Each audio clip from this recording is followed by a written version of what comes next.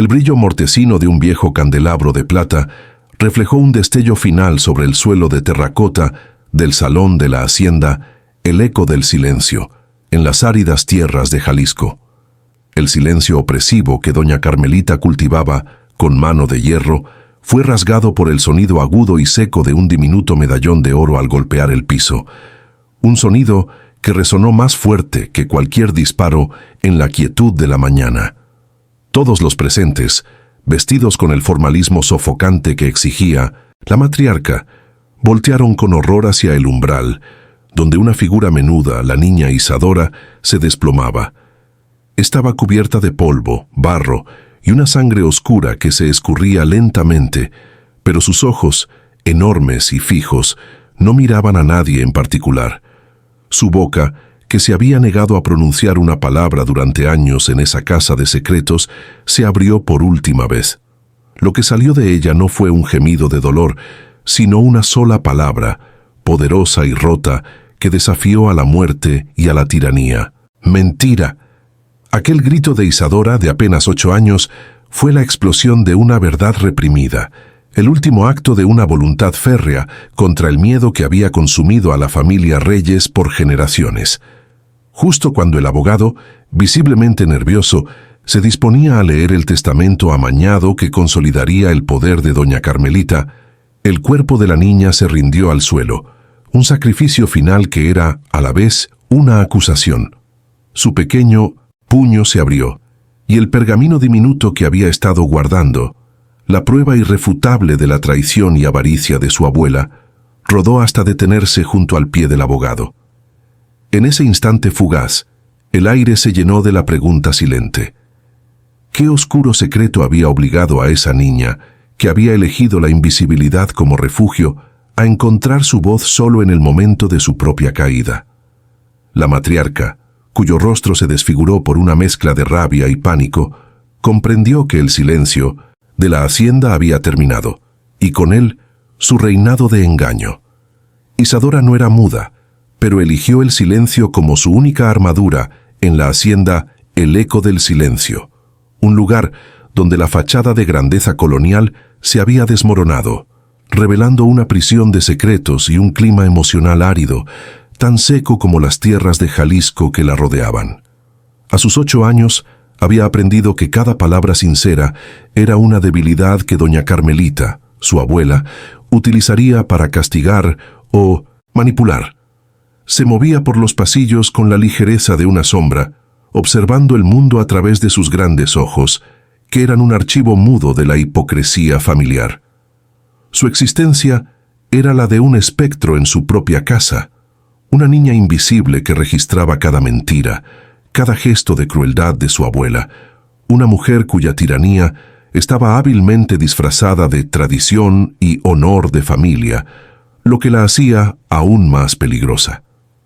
Esta opresión constante había convertido su inocencia en una aguda y dolorosa sensibilidad hacia la injusticia.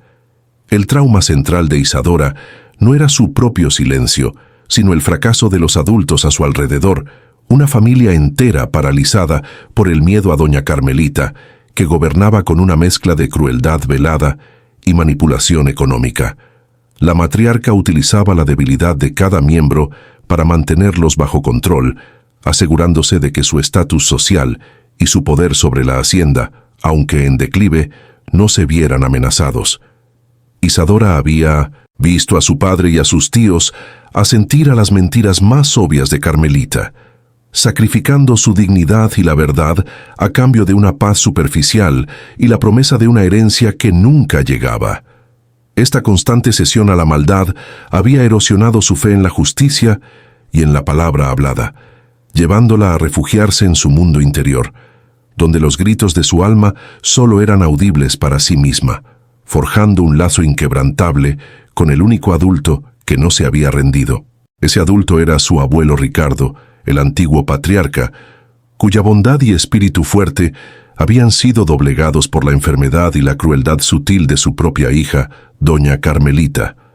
El abuelo Ricardo había regalado a Isadora el pequeño medallón de oro, un objeto que para la niña representaba un universo de afecto incondicional y la promesa de un mundo más justo. Confinado a su habitación, su salud se deterioraba rápidamente, una fragilidad que Carmelita explotaba al máximo. La anciana, motivada por una voraz codicia y el terror de perder el control sobre la propiedad y el apellido, había decidido acelerar la inevitable pérdida, sustituyendo la medicina vital de su padre por placebos, un acto de parricidio lento y metódico que era la máxima expresión de su maldad y su ceguera moral. Todo para apoderarse de la hacienda y de las pocas riquezas que quedaban. El camino de Isadora hacia el momento actual fue una progresión de silenciosa observación y creciente desesperación.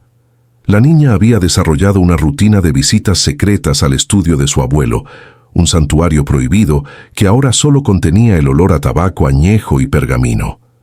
Fue allí donde, buscando una pequeña figurilla de madera que abuelo Ricardo le había prometido, se encontró con una caja fuerte mal cerrada, un olvido del abogado de la hacienda. Dentro, Isadora encontró un caos de documentos, pero sus ojos se posaron en dos papeles que ardieron con una verdad terrible: el testamento, original del abuelo, que repartía la hacienda equitativamente, y una carta reciente de su médico en Guadalajara, alertando a doña Carmelita de la necesidad urgente de una medicina específica para mantener con vida a don Ricardo. La niña sintió un frío helado en el pecho al comprender la magnitud de la traición. El hallazgo de estos documentos no solo confirmó la malicia de doña Carmelita, sino que transformó el miedo paralizante de Isadora en una determinación feroz. Su silencio había sido protección. Ahora se sentía cómplice del asesinato. Necesitaba actuar sin hacer ruido. Con una calma que desmentía el pánico de su corazón, recortó meticulosamente los fragmentos más cruciales de ambos documentos: la firma del abuelo en el testamento y la línea del médico que indicaba la medicación real. Luego, con sus dedos diminutos y temblorosos, dobló los papeles hasta que apenas fueron perceptibles y con una aguja y un hilo de seda los escondió dentro del medallón de oro, cuyo mecanismo de apertura era casi un secreto. El relicario, antes un símbolo de afecto, se había convertido en un arma cargada de verdad. La tensión se hizo palpable cuando Isadora notó la intensificación de la vigilancia de doña Carmelita. La matriarca, con una paranoia que crecía a la par de la debilidad de su padre, había aislado a abuelo Ricardo en su habitación, alegando una cuarentena por motivos de salud. En realidad, quería impedir cualquier comunicación que pudiera alertar al primo de confianza de la familia, un abogado de la Ciudad de México que conocía los asuntos originales de la herencia y que representaba la única amenaza externa a su plan. Isadora sintió el peso de esta vigilancia en la espalda. Cada paso de la abuela, cada mirada furtiva de los sirvientes se sentía como una cuerda que se apretaba alrededor de su garganta, forzándola a moverse con una cautela inhumana. El catalizador de su acción desesperada llegó una tarde brumosa. Escondida detrás de la cortina pesada de terciopelo, Isadora presenció la escena que disolvió cualquier rastro de duda.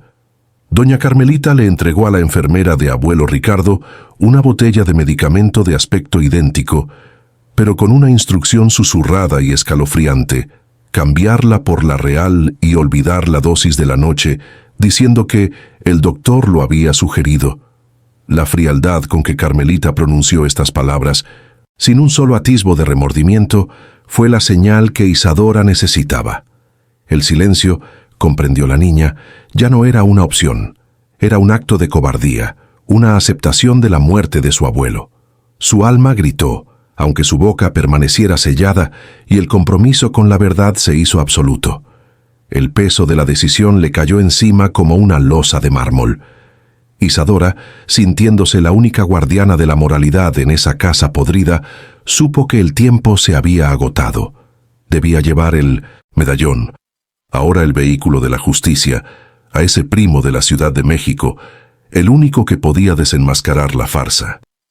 Pero el camino a la ciudad era largo y peligroso, y Carmelita había asegurado las puertas con cadenas. Su plan de escape era frágil, basado únicamente en la suerte y en la hora más oscura de la noche. La niña se preparó, no como alguien que huye, sino como un soldado que va a una batalla final e ineludible, donde lo que estaba en juego era más que la vida de su abuelo. Era la liberación emocional de toda la familia. Isadora se dirigió cojeando hacia la habitación de su abuelo para una despedida silenciosa, el medallón ardiendo contra su piel. La debilidad del anciano era evidente, su respiración superficial y su espíritu casi apagado. Ella se arrodilló junto a la cama. Sus manos temblaban, y aunque intentó hablar, de su garganta solo salió un sonido atragantado, el eco de años de represión. El silencio se había convertido en una cárcel fisiológica. Agitó el medallón suavemente ante los ojos nublados del abuelo Ricardo, intentando transmitirle telepáticamente la urgencia. El abuelo le acarició la cabeza con un gesto lento y amoroso, su mirada de tristeza profunda, dándole la fuerza necesaria para su misión suicida. Una fuerza que nacía del amor incondicional que habían compartido en el único rincón honesto de la hacienda. La urgencia se disparó al escuchar a doña Carmelita anunciar a los pocos familiares que quedaban que la lectura del testamento final se realizaría al amanecer, una movida desesperada para sellar la herencia antes de que el abuelo Ricardo muriera o recuperara la conciencia. Isadora entendió el ultimátum. Era ahora o nunca. El amanecer traería la muerte del abuelo y la victoria de la tiranía. El clima se tornó violento. Una tormenta azotaba la hacienda. Sus rayos iluminaban los corredores, oscuros. Una atmósfera perfecta para el acto desesperado. El destino se había alineado para el confrontamiento final entre la verdad silenciada y la mentira vociferada. La niña versus el imperio de la crueldad. No dejes que tu verdad se quede en el silencio. Comenta desde dónde estás viendo esta historia y suscríbete para que más personas se atrevan a escuchar la voz de su corazón. La noche era un lienzo de terror.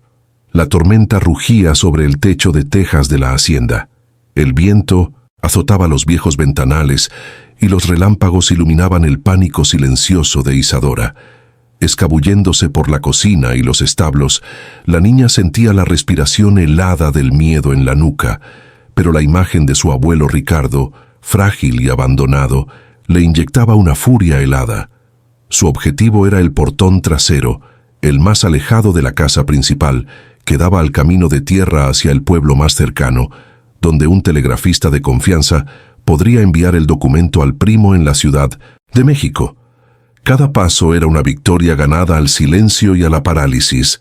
Corrió, una silueta diminuta en medio del caos de la noche, apretando el medallón como si fuera el único ancla a la realidad y a la justicia, ignorando el lodo que se adhería a sus pequeños pies descalzos y la lluvia fría que la empapaba hasta los huesos. Pero el destino, o la paranoia de doña Carmelita, la interceptó antes de que alcanzara la libertad. La matriarca, alertada por el inusual crujido de una puerta de servicio, salió a los corredores. Su voz, un graznido agudo y lleno de rabia al ver la silueta de la niña en la oscuridad, resonó como un disparo. «Isadora, vuelve aquí, inmediatamente». El grito desnudo de Carmelita, despojado de toda hipocresía, reveló la monstruosidad que había detrás de la fachada de dueña de casa. La tensión explotó. Isadora no se detuvo, sino que corrió con una velocidad desesperada hacia el pequeño barranco que separaba la hacienda del camino. La persecución fue un torbellino primario de terror y avaricia. Isadora escuchaba los pasos pesados y jadeantes de los peones que seguían las órdenes de Carmelita, y el grito histérico de la propia abuela, que ahora la llamaba no por su nombre, sino con insultos despectivos, el miedo a la exposición desatando en ella una furia homicida. La niña, en su huida, se lanzó hacia la pendiente, que era resbaladiza por la lluvia. En el último momento, cuando creyó que había ganado, su pie resbaló en la arcilla mojada. Cayó rodando por el barranco con una violencia brutal, golpeándose contra las rocas y los troncos en la oscuridad. El impacto le robó el aliento y la conciencia por un instante eterno, dejándola inmóvil, un pequeño y roto cuerpo en el barro. Milagrosamente, su mano no soltó el medallón. La verdad se aferró a ella. Cuando los peones la encontraron, la niña estaba gravemente herida. Su respiración era superficial y errática, pero el calor de la vida aún estaba en ella. Temiendo las repercusiones de la muerte de un miembro de la familia, los hombres la levantaron y la llevaron de vuelta a la hacienda. Por una ironía cruel del destino, la trajeron justo al amanecer, cuando toda la familia se había reunido en el salón principal, listos para la farsa final de la lectura del testamento. El salón se llenó de un silencio petrificado. Los murmullos se apagaron al ver a Isadora, que fue colocada en una camilla improvisada y sucia. El contraste de su palidez con el mármol del suelo era desgarrador. Doña Carmelita, con una máscara de preocupación forzada, intentó recuperar el control, instando al abogado a continuar con el procedimiento a pesar de este desafortunado accidente. Su arrogancia y su ceguera eran absolutas.